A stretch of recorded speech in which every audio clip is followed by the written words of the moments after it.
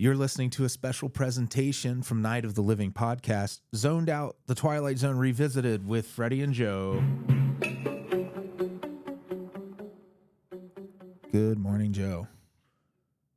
Hi, Freddy. How are you? I'm doing pretty good. You know, I started my day off with a healthy breakfast of a blueberry yogurt and a nice trip to the zone, the Twilight Zone for people who are like all over. Well, you know, that is something that all people have in common when they have to visit that zone. So, you know. The yogurt zone. Yes. Yep. This one originally aired March 25th, 1960. This is the last of 3 episodes directed by Mitchell Leeson, who did the 16mm Shrine and Escape Clause. So we bid Mitchell Leeson adieu. Bye, Mitchell. Interesting. Bye, Mitchell. You sorry son of a bitch. No, it's based on a short story by Paul W. Fairman, who also wrote Invasion of the Saucer Men, which I've never seen, but I put it in my queue immediately when I saw the poster for it. You can't beat a name like Invasion of the Saucer Men. Yeah, the name is great, and the aliens in it look pretty great. They're almost like Mars Attacks, kind of adjacent looking aliens. What was the sound they make? Again, stock music from Bernard Herrmann was used for this episode. We have got, I didn't pull the total cast number on this one, but you have basically 4 primary main players in it. As Sam Conrad, the nervous first-time astronaut, that would be the late, great Roddy McDowall, who was Peter Vincent in the Fright Night movies. And he was in Planet of the Apes. He was was he Dr. Zaius? I can't remember what his character's name I never was. got into those movies, so I'm terrible with remembering all that stuff. But he was the friendly ape to Charlton Heston's character in the original. But Roddy McDowall, man, it's so many great things. He was in, just tons of horror and genre stuff, and he just was a good time all around. A great comedic actor too. But then you have Tina, who we meet when they get to Mars. That actress is Susan Oliver. She was in the Cage episode of the Star Trek original series. I thought so. I was like, she's got a face that looks like Star Trek. Yeah, so she was not only was she Vina, the character who Pike, I think it was Pike in that one, who he kind of has a thing for her, but she appears to him as the Orion slave girl too. So it's like the first time you have the green Orion character. Oh, yeah. Yeah. Just a knockout, and Nice. Yeah. beautiful woman. This is what I thought was really interesting about her was, I didn't know this. She was a pilot, and she attempted to become the first woman to fly a single engine plane solo from New York to Moscow. Holy cow. Yeah. But she had, there was the Soviet government denied her permission to enter airspace. So she had to go to Denmark, I guess. But that's wild. I thought that was really cool. She even survived like a crash. And she stopped flying for a while, like after Buddy Holly and the Big Bopper and Richie Valens died. And then she started flying again, got back in the saddle. But I thought that was a really cool thing about her. Markison is the pilot who is shuttling Roddy McDowall's character to Mars. This is actor Paul Comey. He was known. He was in Howard the Duck. If you're a fan of any like silly 80s cinema, that was the George Lucas movie that he was the voice of Howard the Duck. No, he wasn't the voice. He was one of the, I think he was like one of the scientists, if I remember right, like a doctor in it. Oh, that's funny. I haven't seen Howard the Duck in a while, but he was also in The Towering Inferno, which is a great disaster movie from the 70s. And he was also, like Roddy McDowall in the Planet of the Apes series, he was in Conquest of the Planet of the Apes. Okay. Then we have I have details on is the Martian character, who greet the male Martian character who greets Roddy McDowall's character on Mars. That's Brian Morrow, who also played Admiral Comac on Star Trek. So like, there's a lot of Star Trek connections in this one. There's one character that I don't think it was the one you mentioned. I think it's a different one. That one of the other two male ones who looked a little bit like the oh god, what's the name of the guy from the B-52s? Fred, Uh, Fred, I can't remember his last name. Yeah. Yes. Yeah. Rock Lobster. He's got the same like hairstyle and everything. I was like, is that Fred? What's his name from the B-52s? Yeah. That's no, funny. I don't think it was. The B-52s just kept the 60s look going forever. Oh man, totally. And it was one of those where we don't have to digress into that. We got plenty to digress into. So Joe, do you want to get into the story of this one? Yeah. So, so it starts out, and there's a couple of fellas, our two main characters, watching this rocket, and they're behind a fence, and you're hearing announcements in the background and stuff going around, and lights on this rocket, and it says. The voiceover starts with, you're looking at a species of flimsy two-legged animal with extremely small heads, whose name is man. Warren Markison, age 35. Samuel Conrad, age 31. They're taking a highway into space. Man unshackling himself and sending his tiny groping fingers up into the unknown. Their destination is Mars, and in just a moment, we'll land there with them. So, you get from the basics there. They're heading to Mars, and they're having a conversation right at the beginning. So it's just two guys apparently going to Mars. And in the conversation, we hear Markison is the pilot. He's a guy who's like, not real afraid. He's your standard astronaut type, kind of not bravado, but just real confident in himself. And the other is Conrad, who's the Roddy McDowall character, who's, he's like, I'm a scientist. I don't know anything about you're so brave and all this. He kind of just, he says he's not even trained for this mission. Yeah, which is a little disconcerting. I mean, even Katy Perry got training to go up in a rocket. This is, the thing I always keep in mind with these episodes is like, no one has landed on the moon yet. Right. All this stuff is the space race is very early and all that sort of stuff. But there's a lot of, sci-fi and people are exploring this stuff mentally. So the stories are going out there. He's just a scientist. He's just, I don't mean to say just, but he's a biologist, and he wishes just his brain could be sent up there because he's nervous. He's scared, and he's not afraid to admit it. So, Markison's like, I don't think you need to worry about that. He's like, I think, people are inherently good. If they're human, if they're up there, that means they're going to have, hearts and souls, and people are alike all over. Dun, dun, dun, the name of the title. So he's like, come on, let's get ready. We shouldn't be here looking at the rocket. We should be dancing with women and walking through bars and stuff. And I just love this kind of his philosophy on all this stuff. Surely, walking man. the streets. Yeah. He's like, gotta live. Zen in the art of rocket maintenance. So they take off. It shows them flying. Basically, it shows them flying towards Mars. And then there's like the special effects is like a firework going off as it fades through, and something disastrous has happened. Oh, I should mention, the first time I listened to this for this episode, I listened to just the episode in the car as I was driving home from somewhere. So I only heard the audio, which is an interesting experience. You could hear all the music cues of like when something bad happened or something interesting was happening, or when you were supposed to pay attention and when you were supposed to be worried. It was really cool. So if anybody wants to try a fun experiment, listen to one of these episodes, just the episode, just listen to it and don't watch it. And see how much you pick up. There's also, if you're into just like listening to Twilight Zone, there's a whole bunch of Twilight Zone radio dramas, right? Where they do a lot of these same scripts. They do them as radio plays. It's cool because I wonder how much of that, this is a visual medium, right? And so especially in this episode, I was able to pick up the cues of what happened. But it was very clearly designed to be visual, and you're watching what's happening. With those radio dramas, obviously it's a genre where it's intended to be audio, so you're going to hear descriptions of stuff. You're going to hear more. What's the word I'm looking for?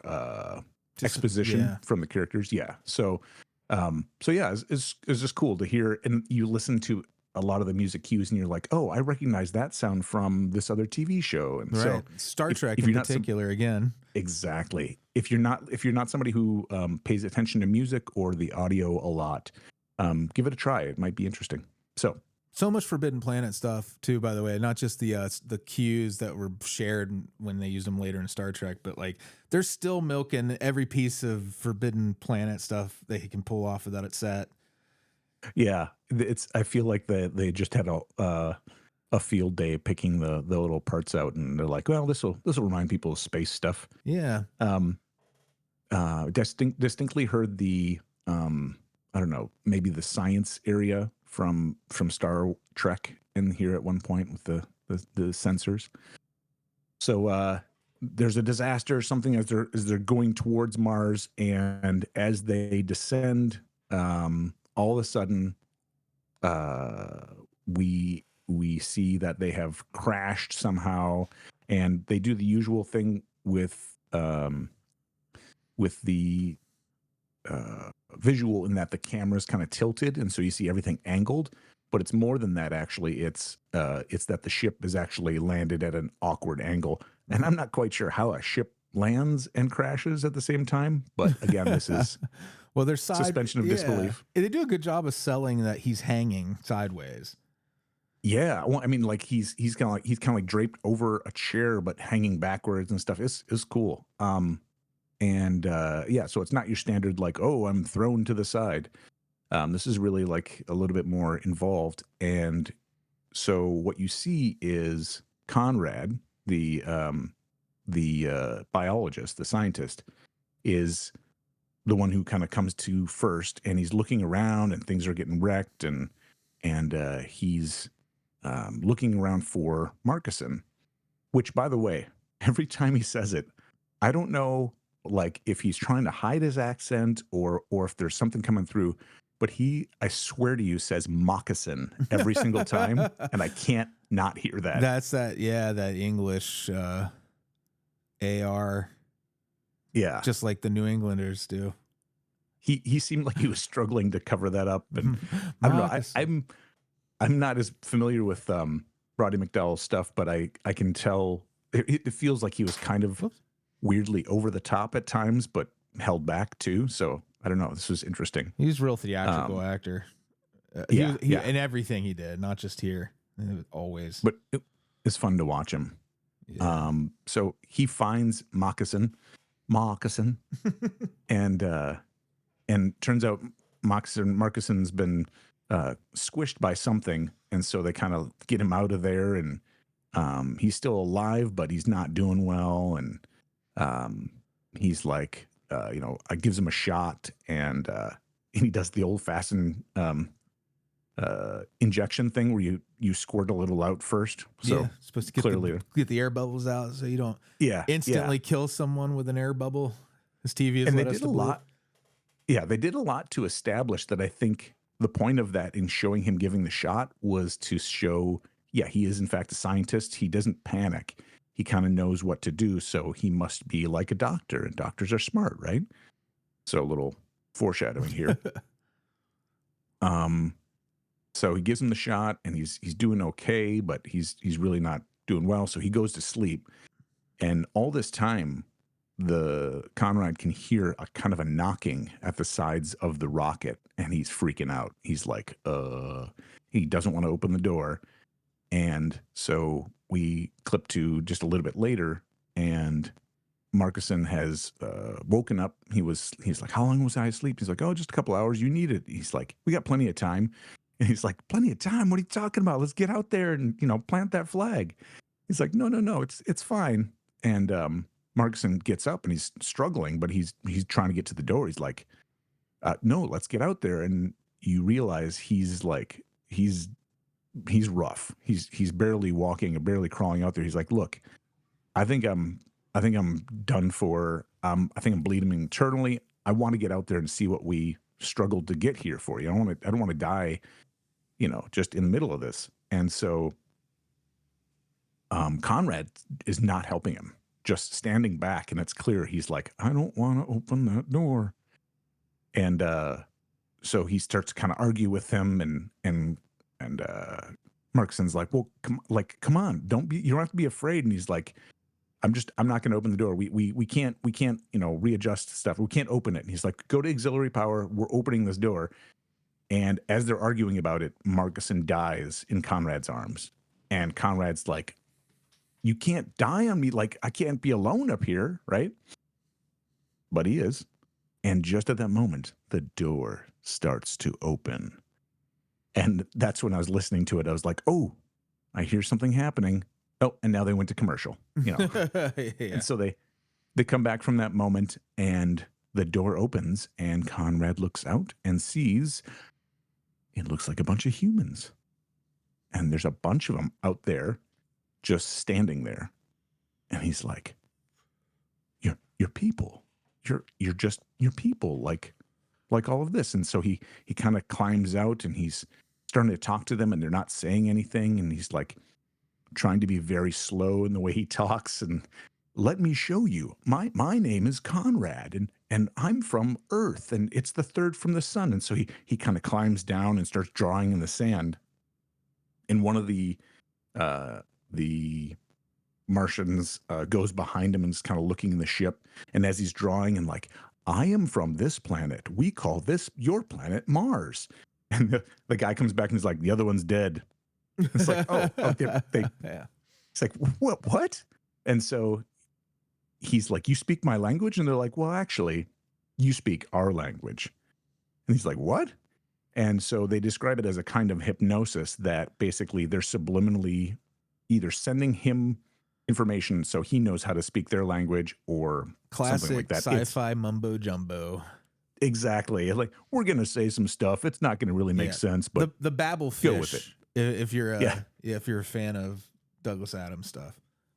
What's that? The babble fish is a creature in the Hitchhiker's Guide to the Galaxy series that you put in your ear, and it translates languages.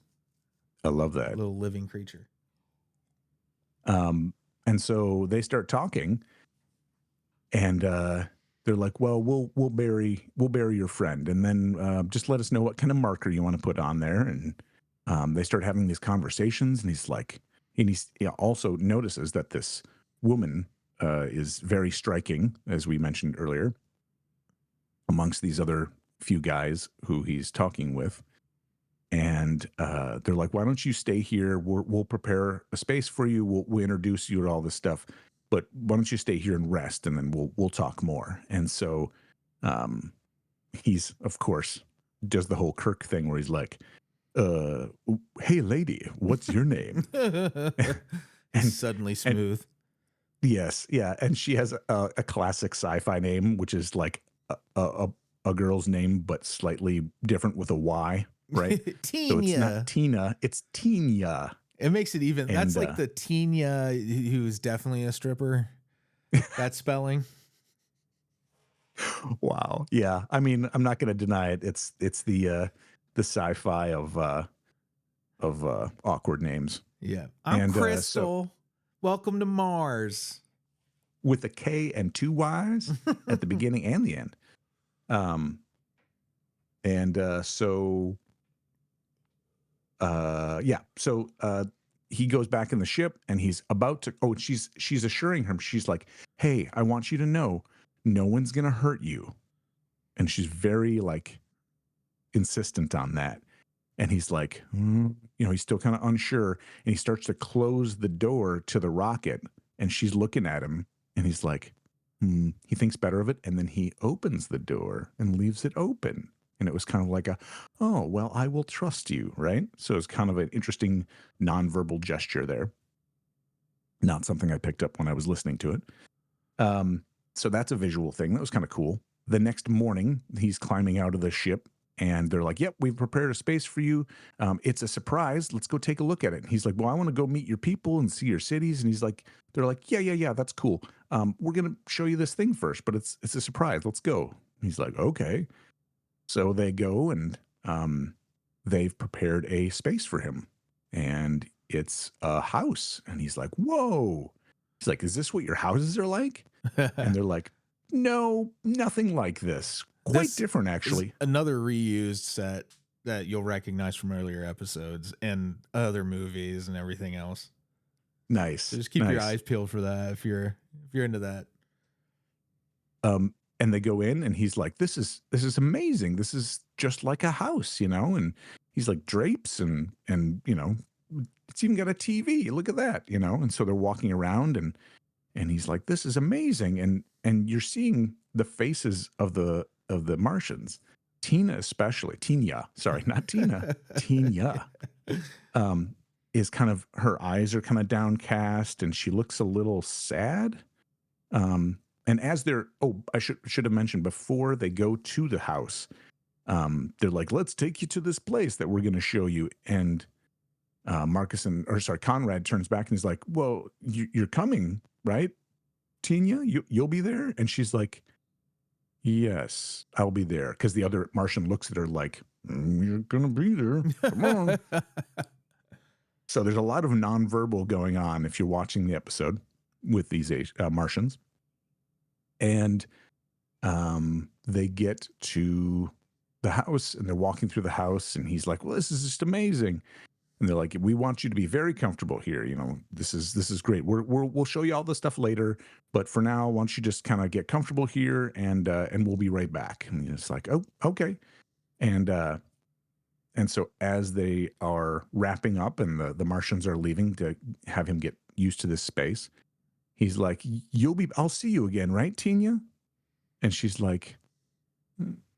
She looks at him, and the other Martian who's with her is like, "Of course you will," and kind of like guides her out of the house. And he's like, "Hmm." And they close the door behind him, and then he's like, should I say something?" He's like, nah, we're good. So he starts exploring the space, and goes and gets some scotch, and "This is the best scotch I've ever had," and lights a cigarette, but the cigarette only kind of burns.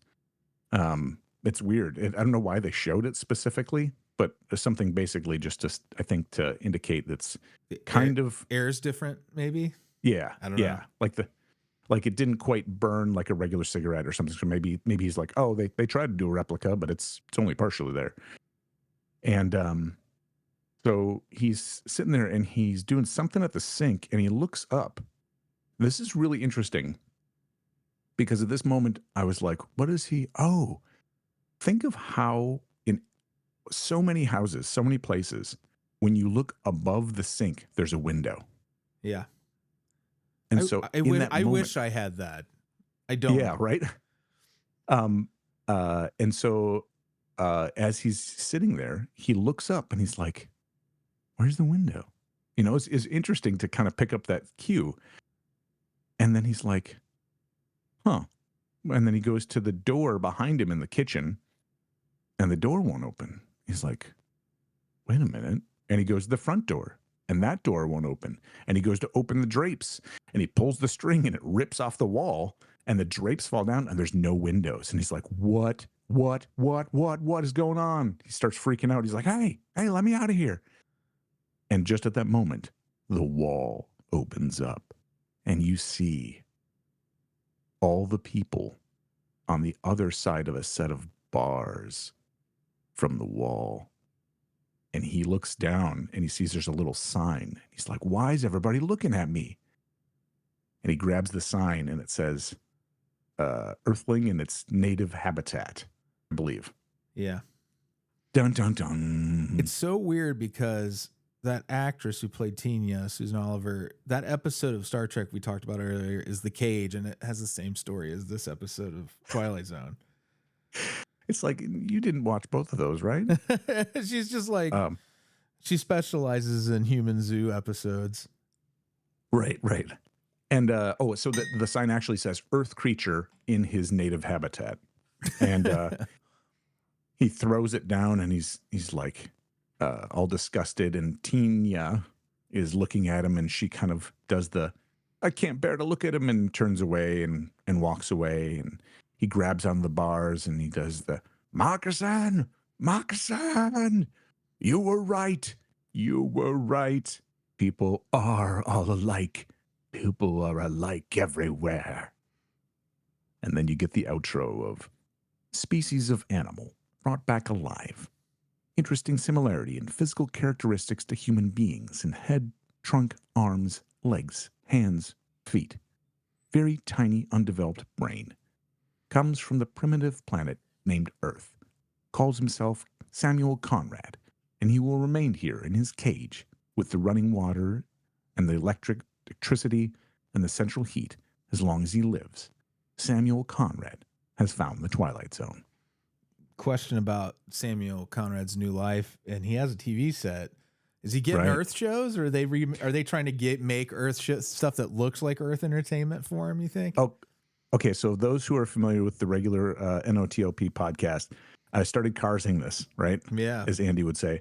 And I was like, well, let's see. They could get the radio waves from Earth, right? Yeah. Potentially, because those are sent out with satellites and stuff. So potentially they could get shows, and he could watch shows from Earth on Mars. And, if they have that technology, assumably they would.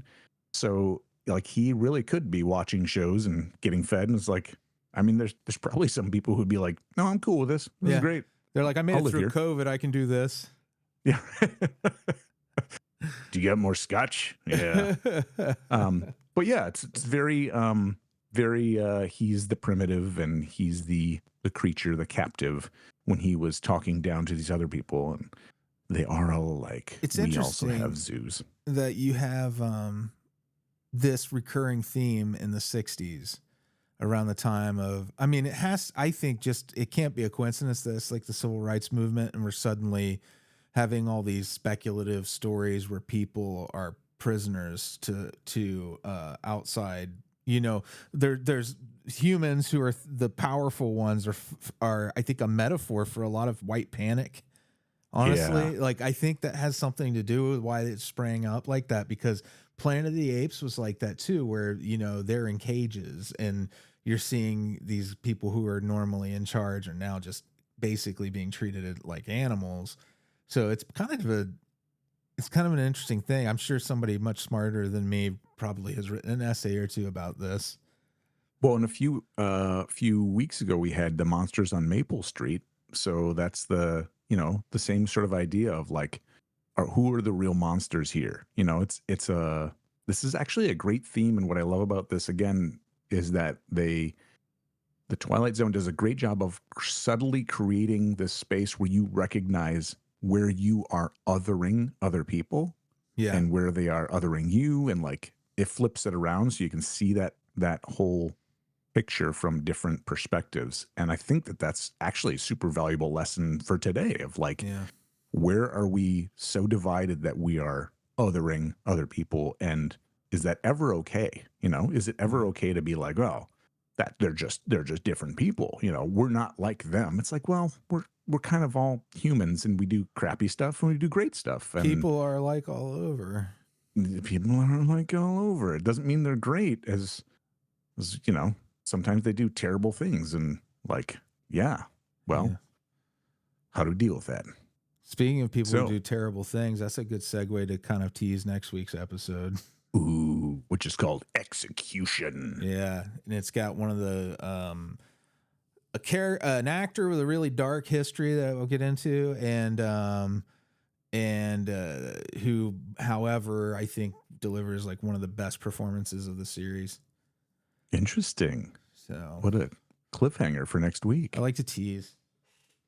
So good at teasing, Freddy. We'll see you guys then. Goodbye.